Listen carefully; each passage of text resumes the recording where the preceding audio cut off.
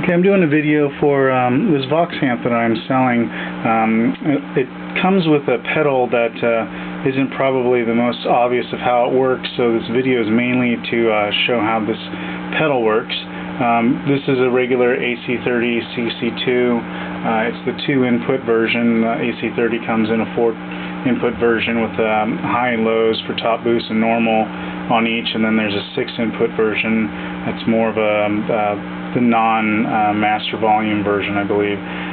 So this one is one of the versions that they came out with there, where they minimize the highs and low volume inputs into a single knob or a single input for the top boost and normal channel.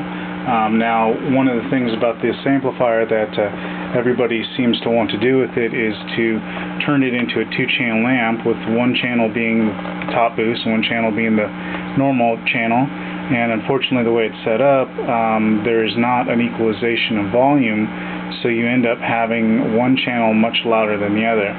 So I built this pedal with the design to try and balance those out, as well as bring some of the functionality down to a single placement. I'm kind of a neat freak when it comes to having things together. I don't like to have too many pedals on a pedal board if I don't need to.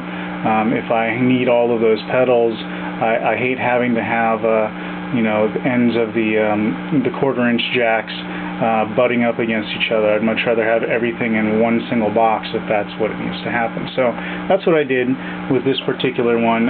It incorporates the normal foot switch that would normally come with a Vox AC30, which is the reverb and tremolo functions, and I brought the availability to route the effects loop locally to that pedal. So there's a cable that runs from the effects loop to this pedal, and then from the pedal there's another send and return function that exists, so that you don't have to run cables all the way back to your amplifier for the send and return. All of it is right next to where you would normally put the rest of your pedals.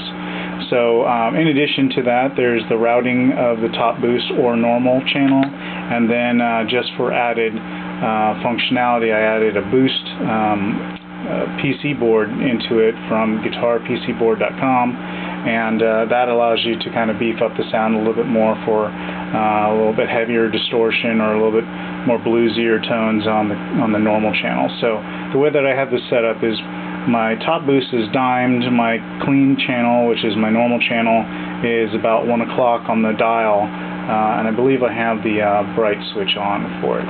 So this is the normal volume for me inside a house that has upstairs neighbors that doesn't agree with very loud volumes. So that's the volume we're going to be using for this video.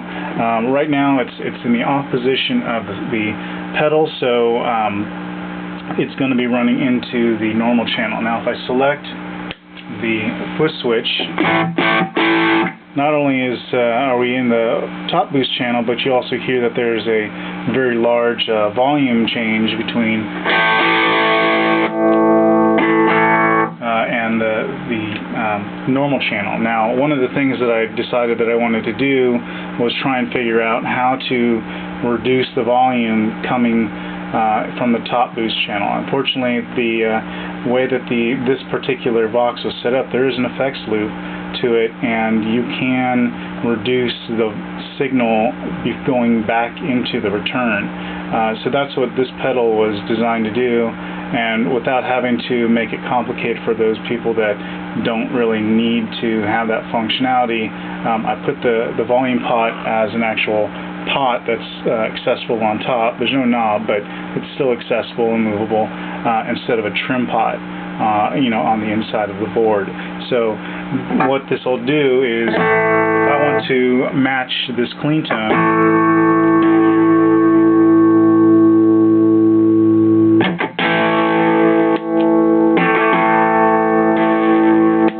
now the two signals are closer together. Now, one of the downsides to it is if you have this fully cranked, so wide open, it gets a little bit more crunch to it, as opposed to lower and matching your your normal channel. So what I've included is a boost function here, and that will pick up any slack in terms of the overdrive signal that you would normally get from just running it hot into the amplifier. Now, the boost function functions on the normal channel as well as the top boost channel, so it's a boost for either channel, but it's close enough to where you can use your foot to step on both switches at once to engage a heavier overdrive, or just the single one to boost it, or just to overdrive it with this channel. So you have your normal switches here for tremolo. You have your normal switch here for reverb.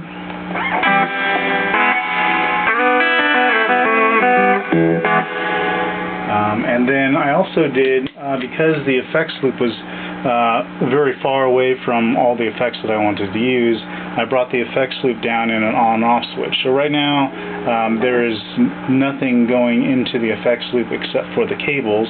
So it comes off the amp to the pedal board and back to the amp because the switch isn't on. Now if I turn it on, I have a delay pedal set up here, so it'll come on and off, and you can, you know, foot switch off your actual effect and then foot switch off the entire signal chain.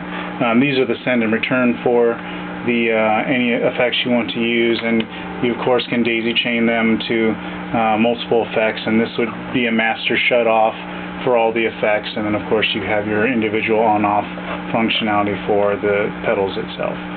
The way that this is set up is these are mono cables going to mono inputs of your pedals.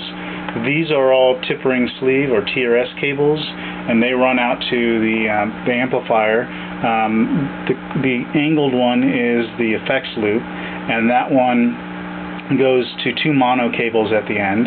The straight one with the silver cap goes to the inputs, and that also splits out into two cables. And then the center black one is just a standard, you know, tip ring sleeve to tip ring sleeve, which is what you would use for your treble or your tremolo and your reverb pedal normally.